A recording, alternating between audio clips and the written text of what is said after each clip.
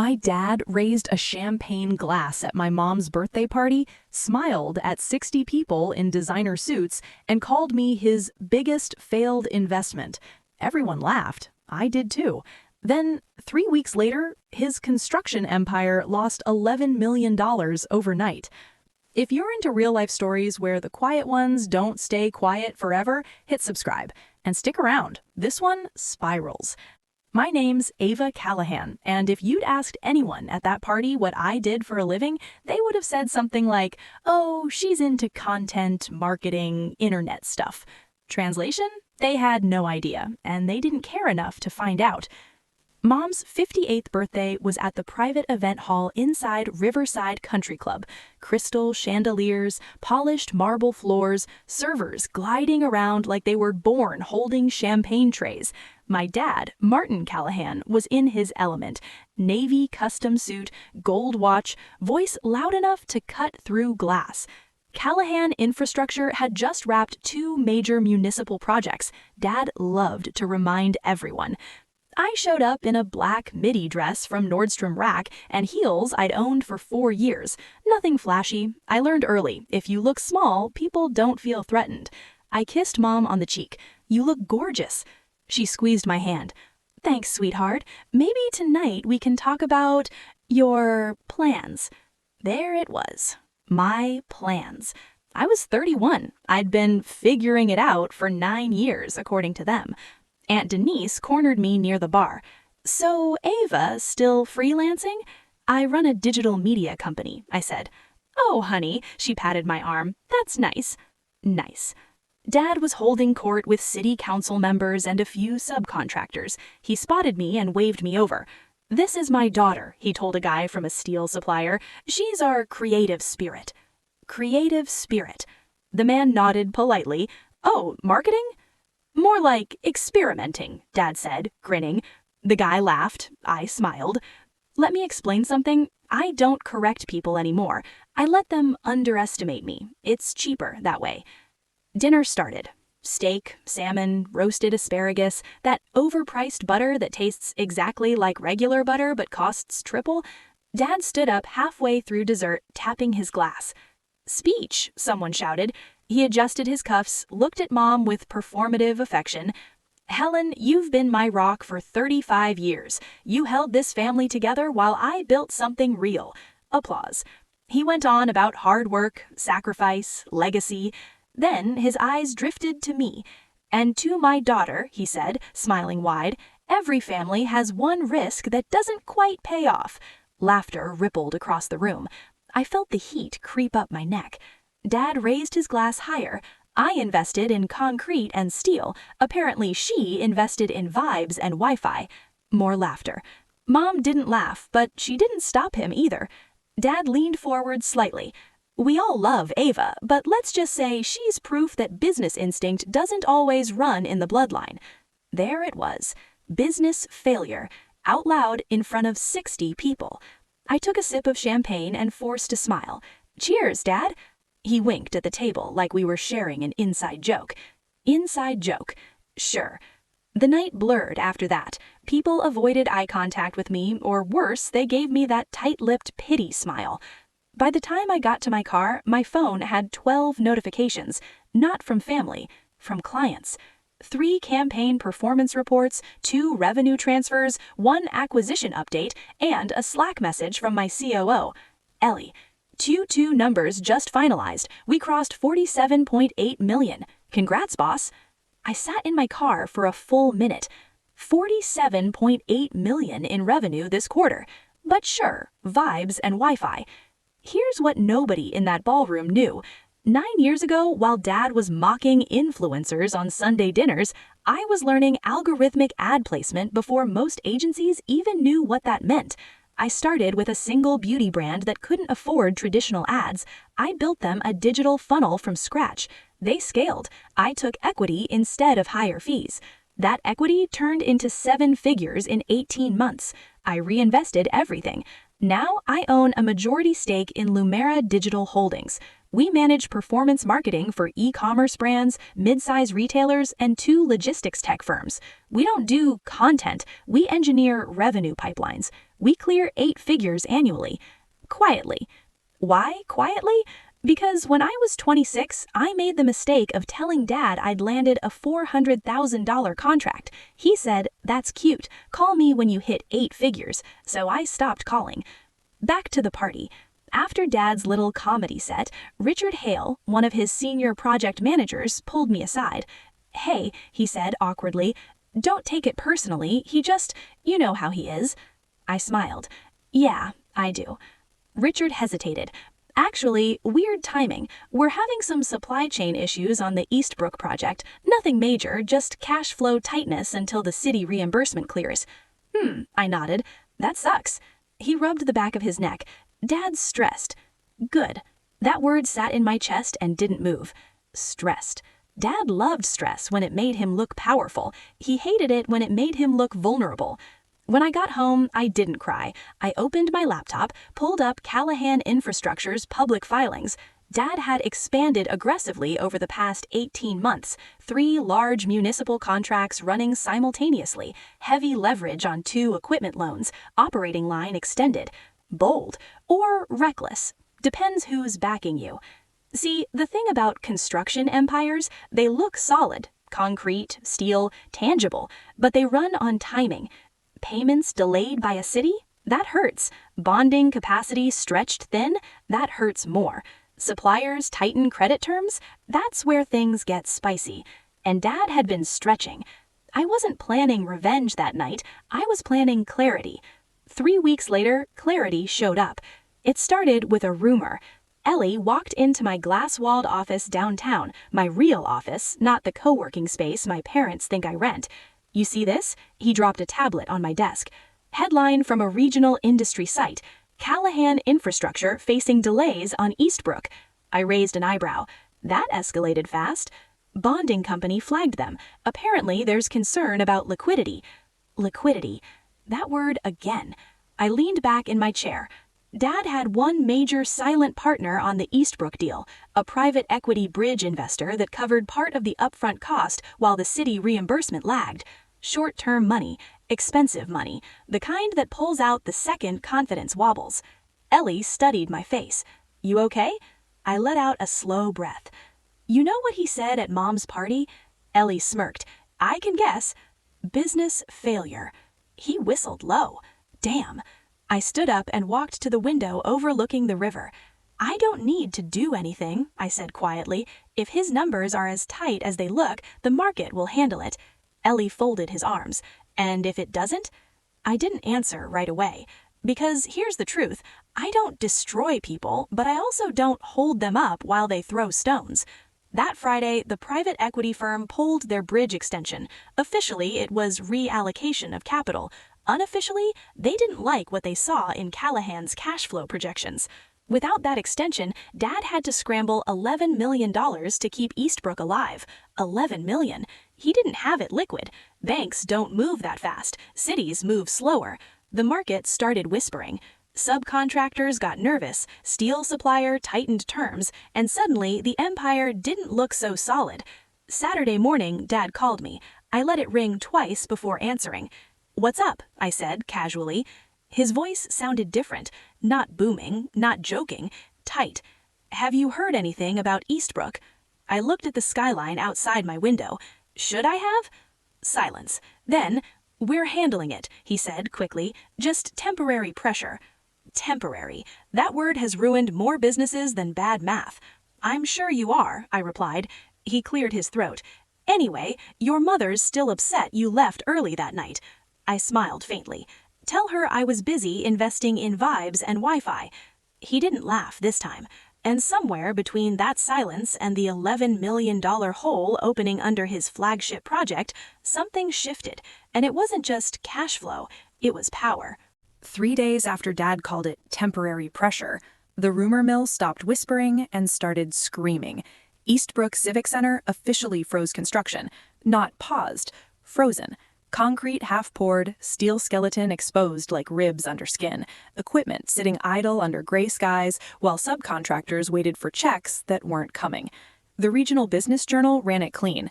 Callahan Infrastructure faces $11 million funding gap. 11 million. That number stuck to his name like a stain. I was in my downtown office when Eli forwarded me the article with a single line. Eli, this is bad. I already knew. Construction companies don't collapse because of one bad week. They collapse because of confidence. Once suppliers smell instability, they tighten credit. Once bonding companies sense risk, they review exposure. Once banks feel nervous, they audit. And audits lead to questions. Questions lead to leverage. Leverage leads to blood. My phone buzzed again. Mom. I let it go to voicemail. Then again, voicemail. Then a text. Mom, please call me. It's serious. I stared at the message for a full 30 seconds before dialing back. She picked up immediately. Ava. Her voice was shaky. What's going on? It's your father. He hasn't slept. The Eastbrook investors pulled out. The bank scheduled a review. Suppliers are demanding partial payment up front. I leaned back in my chair. How short is he? I asked calmly. There was a pause. About 11 million. There it was again. 11 million. I could wire that before lunch and not feel it, but I didn't say that. Is he looking for new capital? I asked calmly. He doesn't know what he's looking for. He's just angry. He keeps saying this is sabotage. Sabotage. Interesting choice of word. Mom, I said gently, did he ask about me? Silence. No, of course not. Is he asking you to talk to me? I pressed. Another pause. He doesn't think you could help. I let out a small laugh before I could stop myself. That tracks. She inhaled sharply. Ava, please don't do that. Do what? That tone, like you don't care. Care is dangerous when you're dealing with people who weaponize it. I care, I said evenly, but caring doesn't mean rescuing. She started crying softly. He built that company from nothing. No, he built it with loans, suppliers, partnerships, city contracts, and occasionally luck. But I didn't say that. I have a call, I told her. Tell him good luck. I hung up. Eli watched me from across the office. Family? Yeah. He hesitated. You're not thinking about stepping in, are you? Not unless there's equity involved. His eyebrows lifted slightly. You'd buy him out? I looked out at the river again. No, I said quietly. I'd buy the debt. That afternoon, I made 3 calls, not to Dad, to people who understood leverage. One was a restructuring attorney I'd worked with on a logistics acquisition last year. The second was a mid-market debt fund that specialized in distressed infrastructure financing. The third was someone Dad would have never expected me to know, Calvin Mercer, founder of Mercer Capital Advisory. He and Dad hated each other professionally, competitors on multiple municipal bids over the years. Calvin picked up on the second ring. Ava Callahan, this is unexpected. I need information, I said. That's usually expensive. I'll pay. He chuckled. What do you want? Callahan Infrastructure's Eastbrook exposure, bonding capacity, debt covenants. Silence. You're not calling as Martin's daughter, are you? No. A pause. Interesting. Within 24 hours, I had the full picture. Dad had leveraged future receivables against 2 projects to secure short-term liquidity for Eastbrook. When the bridge investor pulled, it triggered a review clause in one of his credit agreements. If the bank downgraded his risk rating, they could reduce his operating line. That would choke the company across all active projects, not just Eastbrook. It was bigger than 11 million. It was systemic. Friday night, Dad showed up at my apartment, not the downtown penthouse, the small townhouse I still technically rented on paper in my parents' neighborhood. I opened the door and almost didn't recognize him. His hair looked thinner, his suit wrinkled, his jaw clenched like he was chewing glass. You knew, he said immediately. About what? Don't play games. I crossed my arms. I'm not. You're in finance. You talk to people. Did you hear something? Is someone coming after us? Us. He only says us when he's cornered. I read the same articles you did, I said evenly. He stepped inside without asking. I need liquidity, he muttered. Short term, 90 days, maybe 180. And, I turned toward him, eyes sharp, you have clients, you have connections. I know you're not broke, Ava. I know that was exaggerated. Exaggerated, that was generous. What exactly do you think I can do? I asked. He hesitated. Find someone, introduce me. You want me to leverage my network? Yes. I studied his face. Not once did he say sorry. Not once did he acknowledge what he said at Mom's birthday. Just urgency. Just ego dressed as desperation. What's in it for them? I asked quietly. Interest, equity, whatever. Control, I added quietly. His jaw tightened. I'm not giving up control. There it is, always the same. He'd rather drown than share the wheel. You know, I said, leaning against the kitchen counter, most investors won't touch distressed projects unless they get majority say. This isn't distressed, it's temporary, he snapped.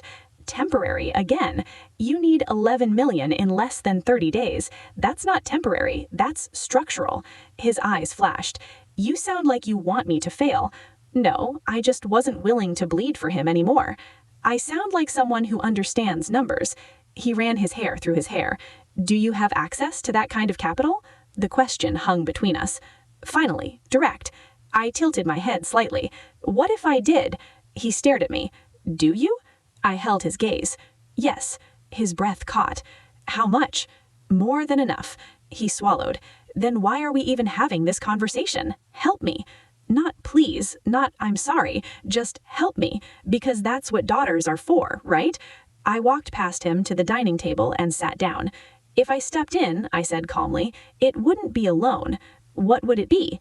Debt acquisition.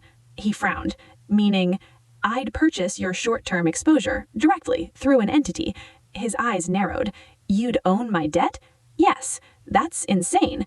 No, I said softly, it's leverage. He paced. You wouldn't. Wouldn't what? Put me in that position. The position where someone else could control him, where someone else could call the terms, where someone else could decide if he stayed or went. I thought about the champagne toast. Biggest failed investment. Vibes and Wi-Fi. Bloodline without business instinct. I wouldn't humiliate you publicly, I said evenly. His eyes flicked up. That's not my style. Silence filled the room. He looked smaller than I'd ever seen him. If you agree, he said slowly, what do you want? There it was, finally, negotiation. I want transparency, I said calmly. Full financial disclosure, board seat, veto power on major expenditures until the Eastbrook project stabilizes.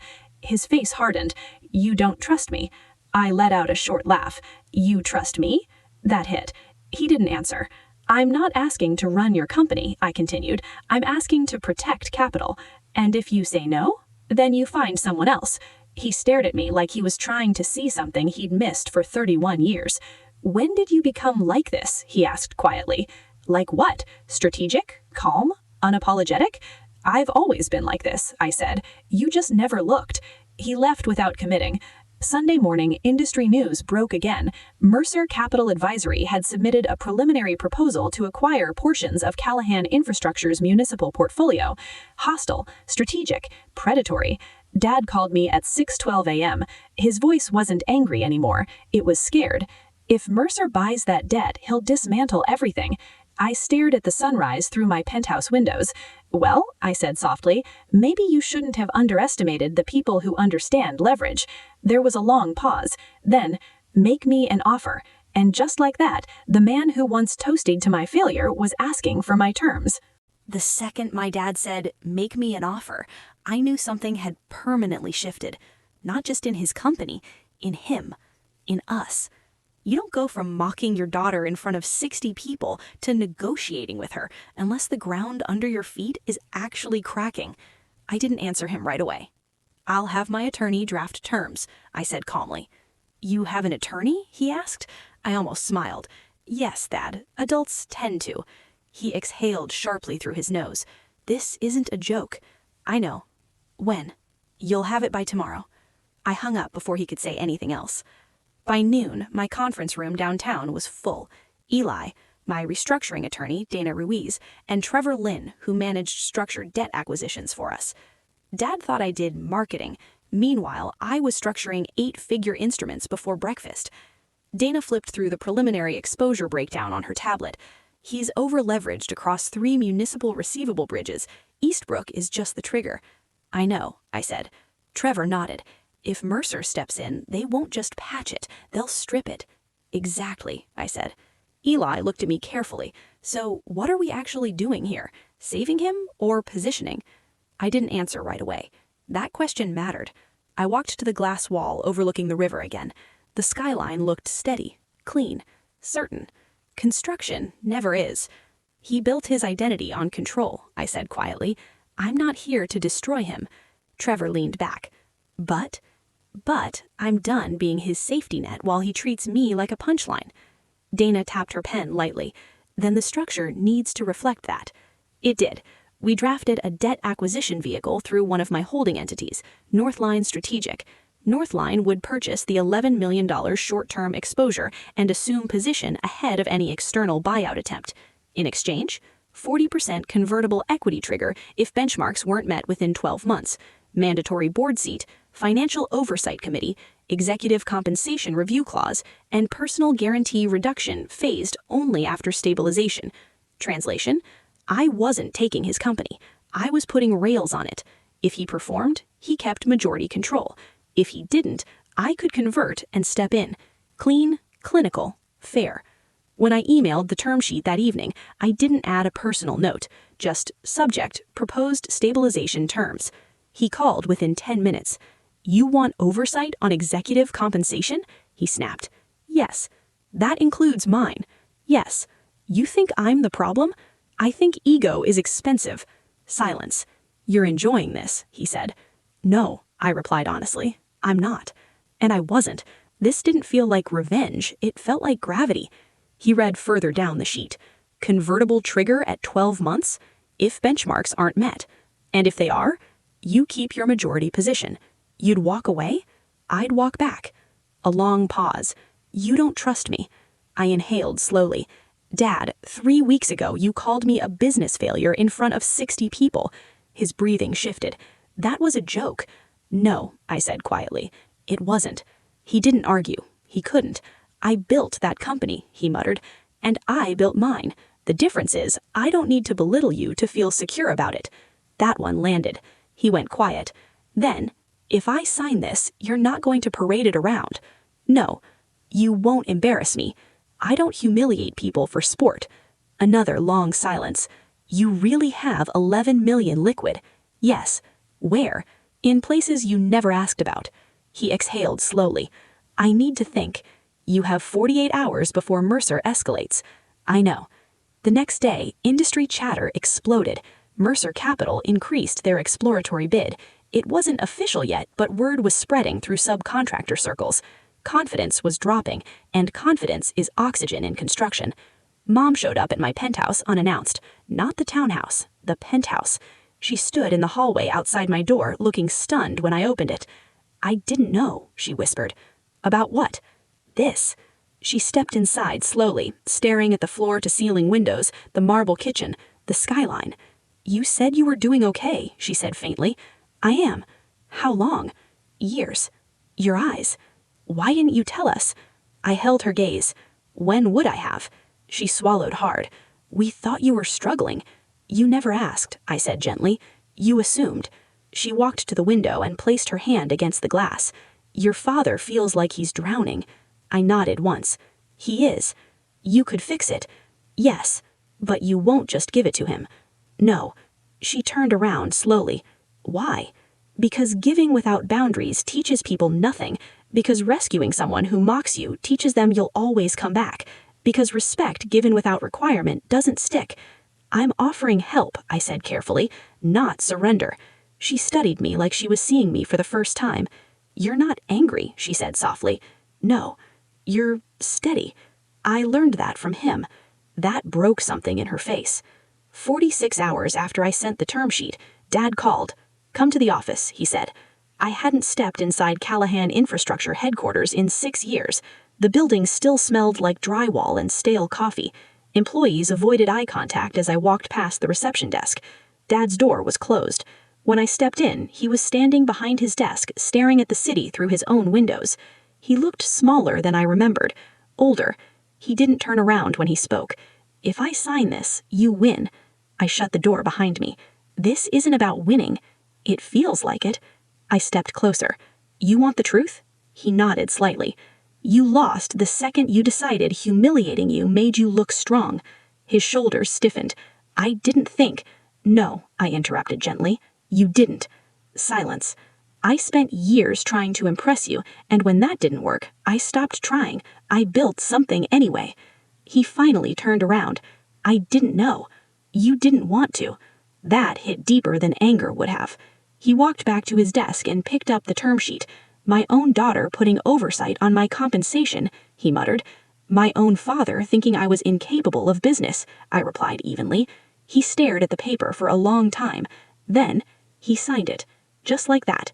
No dramatic speech, no apology yet, just a pen dragging across paper. When he handed it back to me, his voice was rough. You better be as smart as you think you are. I held his gaze. I am. Northline Strategic wired the $11 million the next morning. Mercer withdrew their exploratory bid within hours. Suppliers relaxed. The bank postponed the audit. Eastbrook restarted within 5 days. Industry headlines shifted from crisis to stabilization. But inside Callahan Infrastructure, everything had changed. I attended my first board meeting 2 weeks later. Executives who once saw me as the artsy daughter now avoided my eye. I asked hard questions about cost overruns, about subcontractor payment schedules, about executive bonuses tied to incomplete benchmarks. Dad didn't interrupt me, didn't undermine me, didn't joke. He just listened, and for the first time in my life, he took notes when I spoke. 3 months later, Eastbrook was back on track. 6 months in, revenue stabilized. 9 months in, profitability rebounded. At month 12, benchmarks were met. The convertible trigger expired unused. He kept majority control. I stepped back from daily oversight, just like I said I would. But something else shifted too. At a new municipal contract signing ceremony, Dad stood in front of cameras and said, "My daughter Ava helped guide us through a difficult period. She's sharper than I ever gave her credit for." It wasn't dramatic, it wasn't poetic, but it was public, and this time, nobody laughed. A year ago, my dad toasted to my failure. Tonight, the air felt different. The weight of that humiliation still lingered, but the balance had shifted. We were at the annual Municipal Infrastructure Awards dinner. Same city, same industry crowd, but now the energy wasn't about status or dominance. It was tense, quiet, and electric. Dad adjusted his tie like he always did. I could tell he was aware of every eye in the room, aware that something had changed between us. "You don't have to stay long," he said quietly as we walked toward the front. "I'm good," I replied. My voice was steady, calm, confident.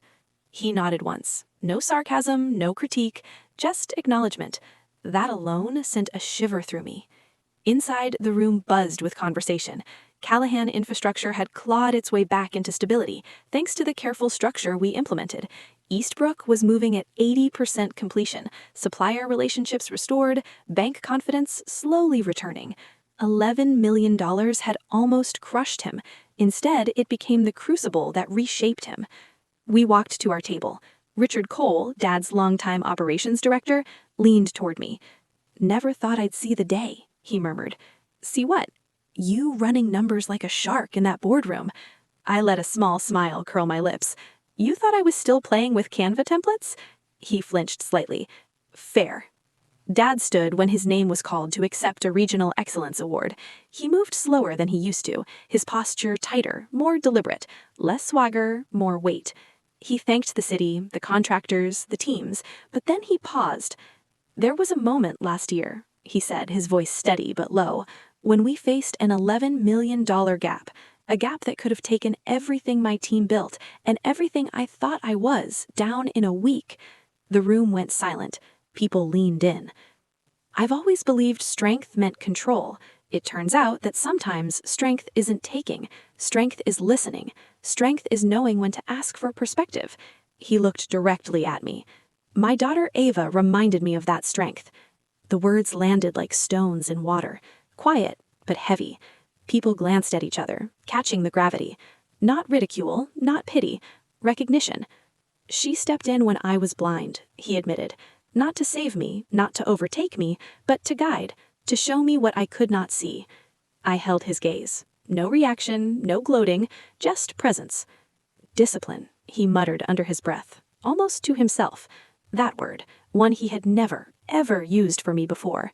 Applause broke out, but it wasn't for spectacle. It was acknowledgement, true acknowledgement. I exhaled slowly. For the first time in my life, I didn't feel the tight knot in my chest when he spoke. I didn't flinch at his eyes. I belonged here, not because I'd been tolerated, but because I'd earned it, quietly, strategically, intentionally. 6 months after stabilization, I sold a minority interest to Lumera Digital to a strategic partner. Valuation? $92 million. My retained stake alone was now worth more than Dad's entire company at its peak. He didn't know the number. He didn't need to. We met for coffee 2 weeks after the awards dinner. Neutral ground. Small cafe, no chandeliers, no audience. He stirred his black coffee, the lines on his face more pronounced, the weight of the past year etched in his eyes. "You got a minute?" he asked. "Always." "I was reviewing digital valuations last night," he said casually. "Oh yeah?" I asked. "They're higher than construction margins," he added, letting the words land. I let a faint smile touch my lips. "Way less concrete," I said. He huffed a small laugh. It sounded real this time, vulnerable, human. "I was wrong about you," he admitted quietly. There it was. No stage, no performance, no audience. Just raw honesty. "I know," I said. He looked up sharply, almost expecting confrontation. There was none, just acknowledgement. "I built a business, and I built my identity on control, on dominance. I didn't realize I'd been treating my own daughter like a competitor instead of an equal." I let that settle. I didn't interrupt. "I didn't need you to compete with me," I said softly. "I needed you to see me. That was the problem all along." He nodded slowly. No words, just reflection. "You know," he added after a beat, "I still don't fully understand what you do." I laughed softly. "That's okay." "But I respect it," he said.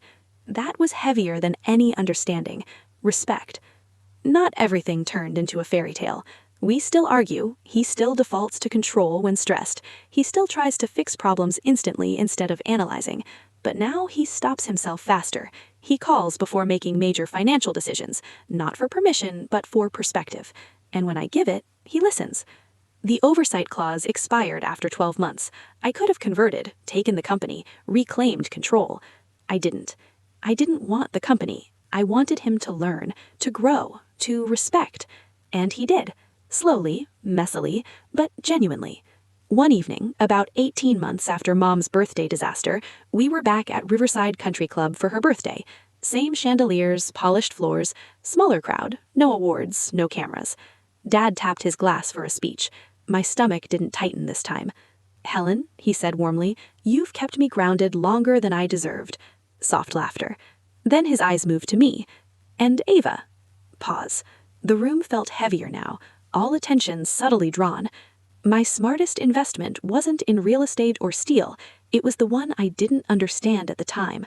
The room went silent. People leaned in. He raised his glass slightly. "She built something extraordinary while I was busy measuring success the wrong way." I held his gaze. He didn't look away. No gloating, no teasing, just acknowledgement. "To growth," he said. "To growth," the room echoed. I clinked my glass against his. This time, I wasn't laughing to survive it. I was standing because I belonged. People always expect revenge stories to end in destruction. They think power means crushing, humiliating, obliterating. When Dad's company faced the $11 million gap, I could have let it collapse. Mercer Capital would have stripped it clean. His name would have been dragged through every trade publication. He could have been humiliated forever. I didn't want that. I wanted correction. Correction builds. Destruction just makes noise. I never needed to prove I was successful. The numbers did that quietly. What I needed was respect. Not applause, not approval. Respect.